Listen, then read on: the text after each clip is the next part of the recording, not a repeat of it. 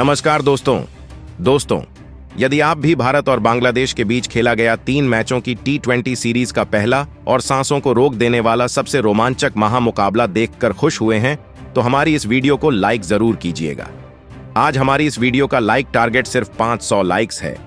तो वीडियो को दिल से एक लाइक जरूर करें। तो दोस्तों, बता दें कि एक लंबे अंतराल के बाद भारतीय टीम की एक बार फिर मैदान में वापसी हो रही चुकी है और भारतीय टीम ने हाल ही में बांग्लादेश को 2 मैचों की टेस्ट सीरीज में कप्तान रोहित शर्मा की कप्तानी में क्लीन स्वीप करके दिखाया और इतिहास रचते हुए सबको बता दिया कि टेस्ट की नंबर 1 टीम भारत क्यों है। और टेस्ट सीरीज के बाद अब भारत और बांग्लादेश के बीच 3 मैचों की T20 सीरीज खेली जा रही है, जिसका खेला गया पहला T20 मुकाबला बहुत ही रोमांचक देखने को मिला और इस मुकाबले ने तो रोमांच की सारी सीमाओं को चकनाचूर जी करके रख दिया। जी हां दोस्तों, मुकाबले की बात करें तो पहले भारत के विस्फोटक बल्लेबाज कप्तान सूर्यकुमार यादव, अभिषेक शर्मा और रिंकू सिन्हा का जबरदस्त तूफान देखने को मिला। तो फिर इसके बाद भारत के गेंदबाजों ने भी अपनी गेंदबाजी से ऐसा खेल दिखाया कि बांग्लादेश की टीम को खून के आंसू रोने पर मजबूर कर दिया। जी हां दोस्तों, तो बताने जा रहे हैं आपको इस वीडियो में भारत और बांग्लादेश के बीच खेला गया पहले T20 मुकाबले का रोंगटे खड़े कर देने वाला रोमांच से भरा हुआ पूरा हाईलाइट। तो वीडियो को अंत तक जरूर देखिएगा, लेकिन उससे पहले क्या आप सूर्यकुमार यादव और रोहित शर्मा में से T20 का बेहतरीन कप्तान किसे मानते हैं? कमेंट बॉक्स में हमें अपनी कीमती राय जरूर बताएं। नए हैं तो चैनल को सब्सक्राइब जरूर करें। क्रिकेट से जुड़ी ऐसी ही ताज़ा अपडेट पाते रहने के लिए तो दोस्तों, बता दें कि भारत और बांग्लादेश के बीच 3 मैचों की T20 सीरीज का शुभारंभ हो चुका है, जिसमें कप्तान सूर्यकुमार यादव की कप्तानी में एक बार फिर भारतीय टीम ने अपना जौहर दिखाना शुरू कर दिया है।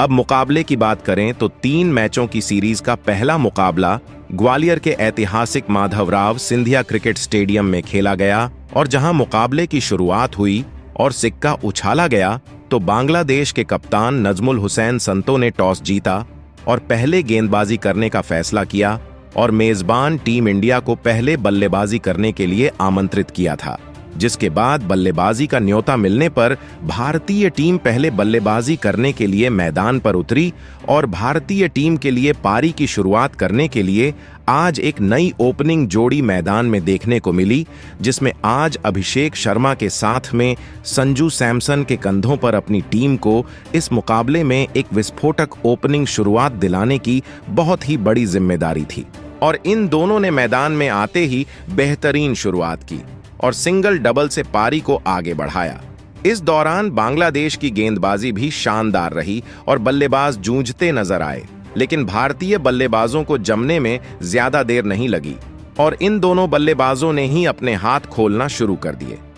खास तौर पर अभिषेक शर्मा ने तो तीसरे ओवर में तूफान ही ला दिया था, जहां अभिषेक शर्मा ने पहली 3 गेंदों पर 2 तूफानी छक्के लगाए और फिर अंत में एक चौका लगाकर ओवर का अंत 18 रन बटोर कर किया।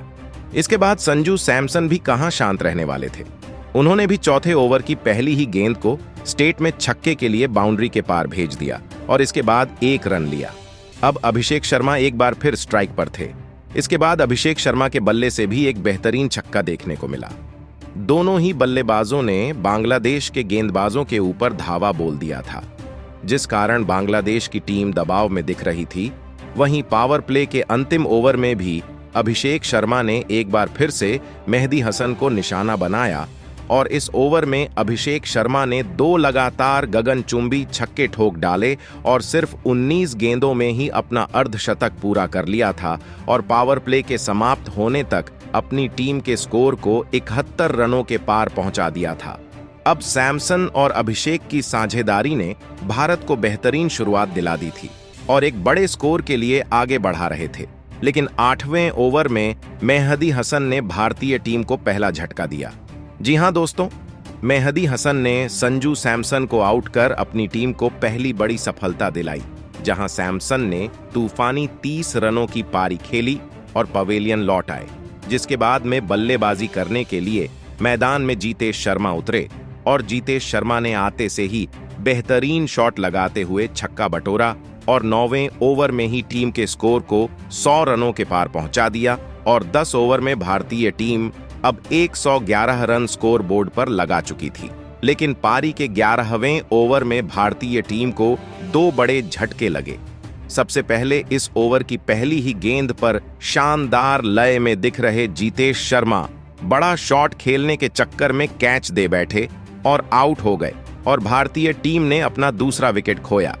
जितेश ने 7 गेंदों का सामना किया और 16 रन बनाकर आउट हुए, जिसके बाद बल्लेबाजी करने के लिए हार्दिक पांड्या मैदान में आए, लेकिन वह भी दूसरी ही गेंद पर क्लीन बोल्ड होकर बिना खाता खोले ही पवेलियन लौट गए। जिसके बाद बल्लेबाजी के लिए टी20 के नंबर 1 बल्लेबाज और टीम के कप्तान सूर्य कुमार यादव मैदान में उतरे और अब सूर्या और अभिषेक शर्मा के कंधों पर जिम्मेदारी थी कि वह यहां से टीम को एक अच्छे स्कोर तक पहुंचाएं और दोनों ही ने जिम्मेदारी निभाते हुए टीम के स्कोर को आगे बढ़ाना शुरू कर दिया था। जिसके बाद 15वें ओवर में एक बार फिर अभिषेक शर्मा ने अपने हाथ खोले और इस ओवर में उनके बल्ले से एक चौका कवर ड्राइव से और 2 जबरदस्त गगनचुंबी छक्के देखने को मिले, जिसमें एक तो उन्होंने बाउंसर पर पुल शॉट खेला था, साथ ही अभिषेक शर्मा अपने शतक की ओर तेजी से बढ़ रहे थे। वहीं 15 ओवर की समाप्ति पर